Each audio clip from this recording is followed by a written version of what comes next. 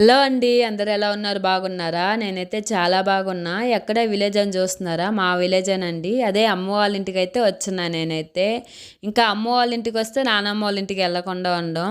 మేము వచ్చామని తెలిసి మా నాన్న అయితే పనసపండు తెచ్చారు. ఇంకా నానమ్మకని కొన్ని ఇచ్చేసి రండి అనేలోపు ఇంకా నేను మా చెల్లి మా అక్క అయితే వెళ్ళాము. అలా పనసపండు ఇచ్చేసా. మా నానమ్మ మా ఇంటి సైడ్ వచ్చేది. మేము వచ్చామని తెలిస్తే వచ్చేది. ఇప్పుడు కొంచెం కాలు బాగాలేక రాలేదు. వీడియో తీస్తున్నా నాన్నమ్మ అనేలోపు హాయ్ అని చెప్తుంది.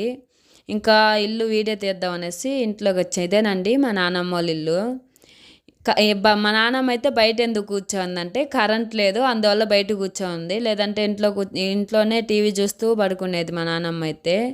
మా నాన్నమ్మ ఒకటే ఉంటుందండి. తాతయ్య కొంచెం హెల్త్ బాగాలేక చనిపోయారు.